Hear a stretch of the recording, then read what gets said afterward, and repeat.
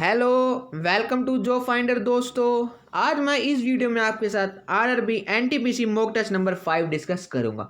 और जो ये मॉक टेस्ट है, जो आपके अभी पेपर हुए हैं हाल ही में, उनको देख के ये मॉक टेस्ट बनाया गया है। इसके अंदर पूरे 40 प्रश्न होंगे और 10 से 12 क्वेश्चन इसके अंदर करंट अफेयर के भी होंगे। आपने इस वीडियो को अंत तक देखना है। चलो आइए आज की क्लास आप शुरू करते हैं। आज का पहला प्रश्न है आपके सामने, पाकिस्तान का रचना दोआब किन दो नदियों के बीच स्थित है? चिनाब, रावी, सतलुज या ए और बी? मैं मात्र 10 से 12 मिनट में फटाफट आपके साथ ये क्वेश्चन डिस्कस करूंगा। इसका आंसर हो जाएगा ऑप्शन डी, ए और बी। चिनाब और रावी के दोआब में पाकिस्तान का रचना दोआब स्थित है। और नेक्स्ट प्रश्न है आपके सामने, ऑस्ट्रेलिया के निम्न में से किस भाग में सवाना जलवायु पाई जाती है? सवाना जलवायु ऑस्ट्रेलिया में पाई जाती है और ये ऑस्ट्रेलिया के दक्षिणी भाग में, उत्तरी भाग में, पश्चिम भाग में या मध्य भाग में? इसका आंसर हो जाएगा ऑप्शन बी, उत्तरी भाग में ऑस्ट्रेलिया के सवाना जलवायु पाई जाती है। नेक्स्ट प्रश्न है आपके सामने, अरब सागर निम्न में से किन दो देशों की सीमा पर स्थित है? अब आप मुझे बताओ कि जो अरब सागर है वो निम्न में से किन दो देशों की सीमा पर स्थित है? उज्बेकिस्तान और कजाकिस्तान, कजाकिस्तान और पाकिस्तान, पाकिस्तान और अफगानिस्तान या इनमें से कोई नहीं? इसका आंसर हो जाएगा ऑप्शन ए, उज्बेकिस्तान और कजाकिस्तान की सीमा पर अरब सागर स्थित है। आने वाले नए साल में आपकी एसएससी परीक्षा की तैयारी को और भी आसान बनाने के लिए अनअकैडमी आपके लिए लेकर आ रहा है 3 स्पेशल फ्री टेस्ट सीरीज। इन टेस्ट सीरीज में देश के टॉप एजुकेटर कंडक्ट कराएंगे रेगुलर टेस्ट और स्पेशल डाउट्स क्लियरिंग सेशंस। 2 जनवरी से शुरू होगा फ्री मॉक टेस्ट और स्टेनोग्राफर एग्जाम, जिसमें देश के टॉप एजुकेटर्स टेस्ट के साथ साथ स्पेशल फ्री एनालिसिस और डाउट क्लियरिंग सेशन के माध्यम से क्लियर करेंगे आपके हर डाउट को। 4 जनवरी से शुरू होगा free practice previous year test series, जिसमें एसएससी सीजीएल और सीएचएसएल के स्टूडेंट को सोल्व कराए जाएंगे पिछले 40 साल में पूछे गए रेगुलर क्वेश्चंस और देश के टॉप एजुकेटर कराएंगे इस टेस्ट सीरीज का एनालिसिस। ये टेस्ट सीरीज और एनालिसिस क्लास होंगी बिल्कुल फ्री ऑफ कॉस्ट। स्टूडेंट्स की स्पेशल डिमांड पर वरुण अवस्थी सर एक बार फिर लेकर आ रहे हैं फ्री इल्यूशन T20 सीरीज। 4 जनवरी से इस टेस्ट सीरीज में कवर किए जाएंगे जनरल नॉलेज और general awareness subjects related top 20 questions. Test के साथ साथ फ्री स्पेशल क्लास द्वारा एनालिसिस भी होगा। आज रात 12 बजे से अनअकैडमी प्लस सब्सक्रिप्शन का प्राइस हाइक होने वाला है। बिना वक्त जायज़ कीजिए, आज ही सब्सक्राइब करें अनअकैडमी प्लस पर। अगर आप फर्स्ट टाइम अनअकैडमी पर आ रहे हैं तो यूज़ करें मेरा अनलॉक कोड जॉब फाइंडर, जो कि हमारे चैनल का नाम भी है, और एनरोल करें इन फ्री टेस्ट सीरीज़ में और एक्सपीरियंस करें अनअकैडमी प्लेटफॉर्म को। यही नहीं, अगर आप अनअकैडमी पर प्लस कोर्स लेंगे तो हमारे इस कोड के जरिए आपको 10% इंस्टेंट डिस्काउंट मिलेगा, जो कि ऑलरेडी अप्लाइड होगा। तो डिस्क्रिप्शन में लिंक है, जल्दी से एनरोल करें और मेरा कोड यूज़ करना मत भूलिएगा। Let's crack it. Question number 4 आपके सामने, बैरन द्वीप निम्न में से किस सीमा में स्थित एकमात्र सक्रिय ज्वालामुखी है?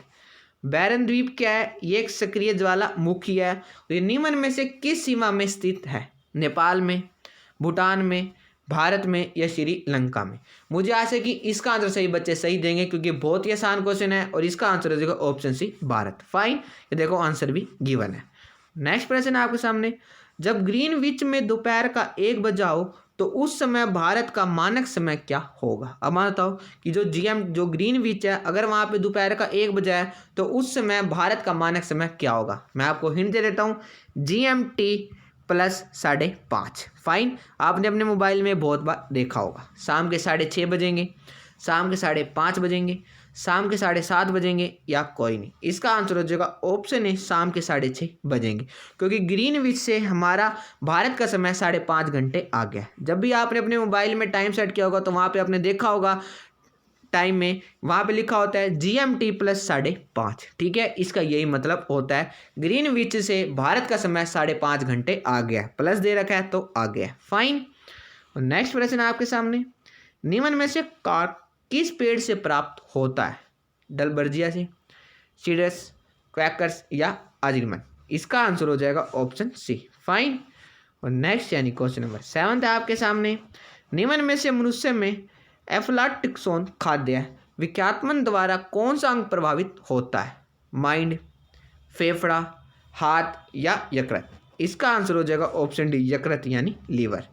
फाइन। और नेक्स्ट यानी क्वेश्चन नंबर 8 है। और हाँ, आपने देखा होगा 2 से 3 दिन जो पेपर हैं उसके अंदर लीवर से हमारे पेपर में बहुत सारे क्वेश्चन बने हैं, तो आगामी पेपर में ये क्वेश्चन बन सकता है, इसलिए मैं आपके साथ डिस्कस कर रहा हूँ। नेक्स्ट प्रश्न है आपके सामने, निम्न में से खाना बनाने के लिए हरे पौधे किसका प्रयोग करते हैं? कार्बन डाइऑक्साइड का, सनलाइट, पानी या सभी? इसका आंसर हो जाएगा ऑप्शन डी, सभी। खाना बनाने के लिए हरे पौधे कार्बन डाइऑक्साइड, सनलाइट और पानी, इन तीनों का प्रयोग करते हैं। और नेक्स्ट यानी क्वेश्चन नंबर 9 था आपके सामने, जापानी एंसोफिलाइटिस का कारक निम्न में से क्या होता है? विषाणु, जीवाणु, प्रोटोजोआ या कोई नहीं? इसका आंसर हो जाएगा ऑप्शन ए, विषाणु। और नेक्स्ट यानी क्वेश्चन नंबर 10 था आपके सामने, डेल बर्जिया जाति डैश से संबंधित है? बादाम से, चाय से, कॉफ़ी या शीशम? इसका आंसर हो जाएगा ऑप्शन डी, फाइन। और हाँ, इस वीडियो के पाने के लिए आप हमारे टेलीग्राम ग्रुप को जरूर ज्वाइन कर लेना, जिसका लिंक मैं आपको डिस्क्रिप्शन बॉक्स में प्रोवाइड कर दूंगा। आप वहाँ से बिल्कुल फ्री में इन वीडियो के PDF डाउनलोड कर सकते हैं। राज्यसभा के सदस्यों निम्न में से किसके द्वारा चुने जाते हैं? जो राज्यसभा के मेंबर होते हैं, मैक्सिमम मेंबर 250 होते हैं, ठीक है, ये क्वेश्चन भी बना था। और राज्यसभा के सदस्य निम्न में से किसके द्वारा चुने जाते हैं? राज्यसभा के द्वारा, राज्य विधानसभा के, राज्य विधान परिषद या कोई नहीं? और आज सारे बच्चे बताएंगे कि वर्तमान में राज्यसभा में कितने मेंबर हैं। अगर मैक्सिमम पूछो तो मैंने आपको बता दिया, लेकिन आप सारे बच्चे मुझे वर्तमान का बताएंगे। इसका आंसर हो जाएगा ऑप्शन बी, राज्य की विधानसभा के द्वारा राज्यसभा के सदस्य नियुक्त किए जाते हैं, ठीक है। और ये रिटायरमेंट इनकी हर 2 साल के बाद की जाती है और ये कभी भी अबोलिश नहीं होती, यानी ये कभी भी खत्म नहीं होती, फाइन। और अब बताना कि हर 2 साल के बाद कितने मेंबर राज्यसभा के निर्वासित यानी रिटायर किए जाते हैं? 1/2 या 1/3, ठीक है, कितने मेंबर रिटायर किए जाते हैं?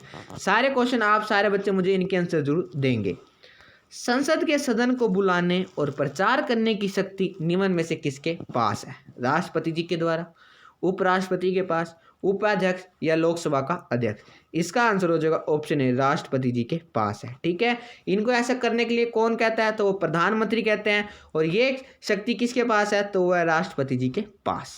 नेक्स्ट यानी क्वेश्चन नंबर 13 था आपके सामने, लोकसभा को निम्न में से कौन भंग कर सकता है? लोकसभा भंग हो सकती है, लेकिन Rajya Sabha, upper house, Elder house, ये कभी भी, हाउस ऑफ एल्डर्स, ये कभी भी भंग नहीं होती। राष्ट्रपति, उपराष्ट्रपति, उपाध्यक्ष या लोकसभा का अध्यक्ष? इसका आंसर हो जाएगा ऑप्शन ए, राष्ट्रपति ही लोकसभा को भंग कर सकते हैं।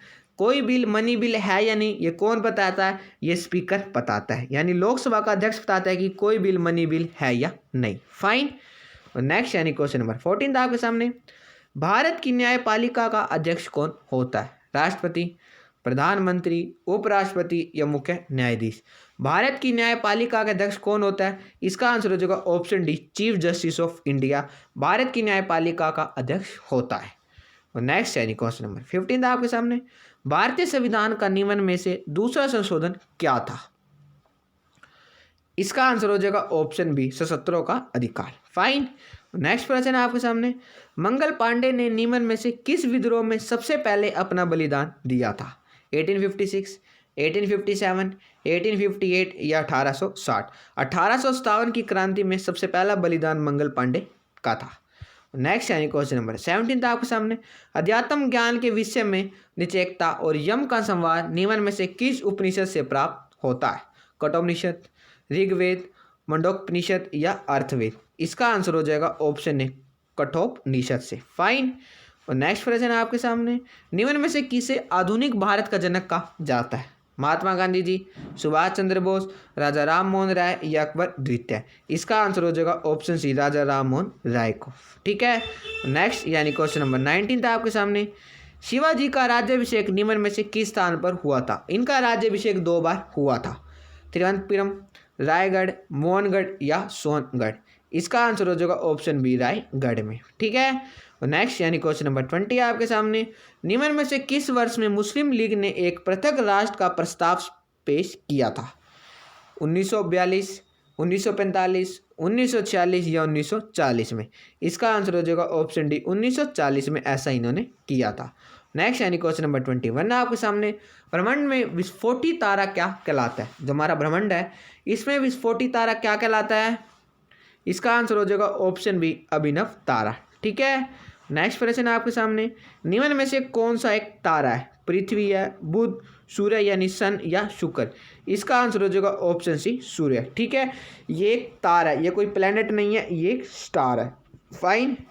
और नेक्स्ट यानी क्वेश्चन नंबर 23 आपके सामने, इनमें से सबसे पुराना स्मारक कौन सा है? ताजमहल, अजंता की गुफाएं, खजुराहो या सभी? इसका आंसर हो जाएगा ऑप्शन बी अजंता की गुफाएं। कुछ बच्चे सभी देखते टिक कर देंगे, लेकिन ये आपका आंसर गलत हो जाएगा। नेक्स्ट प्रश्न है आपके सामने, सिंधु घाटी सभ्यता, Indus valley civilisation, bronze age civilisation के लोग किस भगवान की पूजा करते थे? ब्रह्मा, विष्णु, इंद्र या पशुपति की? इसका आंसर हो जाएगा ऑप्शन डी पशुपति की सेवा करते थे। ठीक है, नेक्स्ट प्रश्न है आपके सामने, निम्न में से किसने सोमनाथ मंदिर को किसने नष्ट किया था? मोहम्मद बिन कासिम, सुल्तान महमूद, पृथ्वीराज चौहान या मोहम्मद गौरी ने? सोमनाथ मंदिर ये कहाँ पे स्थित है? इसका आंसर सारे बच्चे मुझे देंगे। और इसको नष्ट किसने किया था? इसका आंसर हो जाएगा ऑप्शन बी। फाइन। नेक्स्ट यानी क्वेश्चन नंबर 26 था आपके सामने, किस वर्ष जलियांवाला बाग हत्याकांड हुआ था? ये क्वेश्चन मैं आपके साथ बहुत बार डिस्कस कर चुका हूँ। 13 अप्रैल 1919 को जलियांवाला बाग हत्याकांड हुआ था। जनरल डायर ने ओपन फायर देने का आदेश दिया था। ठीक है, और उधम सिंह ने 1940 को जनरल डायर को मार दिया था, क्योंकि वो जलियांवाला बाग हत्याकांड सेलिब्रेट कर रहा था। ठीक है, इसका आंसर हो जाएगा ऑप्शन सी। फाइन। नेक्स्ट प्रश्न है आपके सामने कि पानीपत का तीसरा युद्ध किस वर्ष लड़ा गया था? 1526, 1556। और ये तीसरा युद्ध किस वर्ष लड़ा गया था? इसका आंसर हो जाएगा ऑप्शन बी 1761 में। पहला युद्ध, दूसरा युद्ध, तीसरा युद्ध, तीनों याद रखने हैं। नेक्स्ट यानी क्वेश्चन नंबर 28 है आपके सामने, कोलकाता में किस वर्ष एशियाटिक सोसाइटी की स्थापना की गई थी? एशियाटिक सोसाइटी की स्थापना कब की गई थी कोलकाता में, और यह किस वर्ष की गई थी? इसका आंसर हो जाएगा ऑप्शन सी 1784 में। फाइन।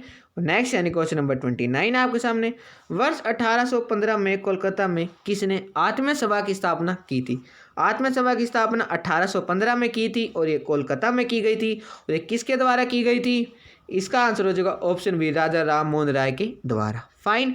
और राजा राम मोहन राय को राजा की उपाधि अकबर द्वितीय ने दी थी।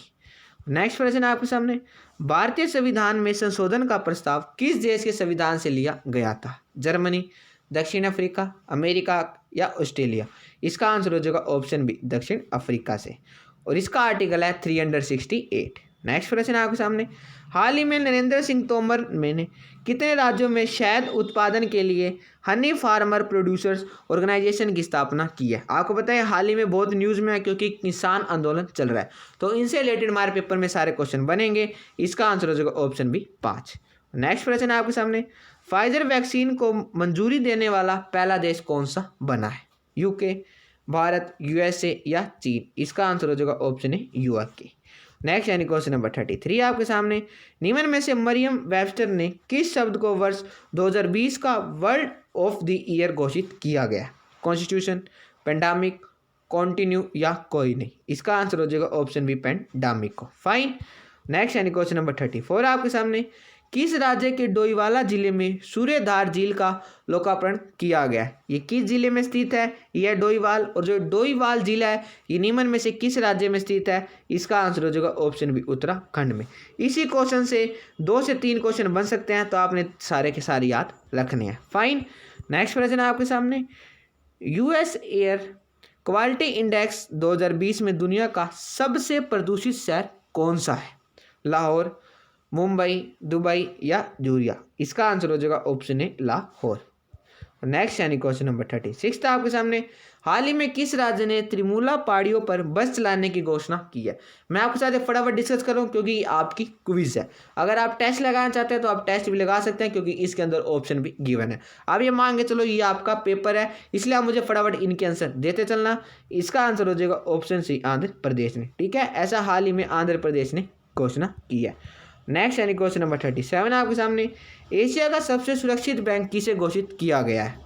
DBS bank, ICI bank, Andhra bank या एचडीएफसी बैंक? इसका आंसर हो जाएगा ऑप्शन ए डीबीएस बैंक को।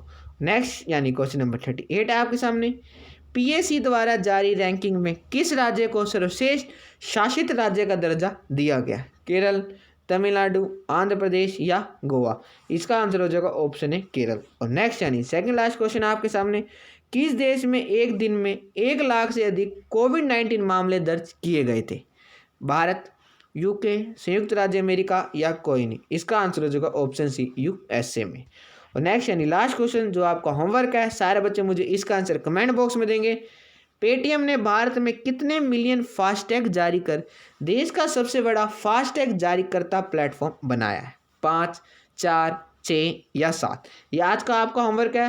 मुझे आशा है कि इसका आंसर सारे बच्चे मुझे कमेंट बॉक्स में जरूर देंगे। आज की वीडियो में बस इतना ही। मुझे आशा है कि आपको वीडियो अच्छी लगी होगी। अगर आपको वीडियो अच्छी लगी है तो आप इस वीडियो को लाइक करो, ज़्यादा ज़्यादा अपने दोस्त शेयर करो ताकि और भी बच्चे हमसे जुड़ सके। और हम बहुत ही जल्दी अपनी नेक्स्ट वीडियो मिलेंगे। जय हिंद, जय Bharat. Thank you and have a nice day.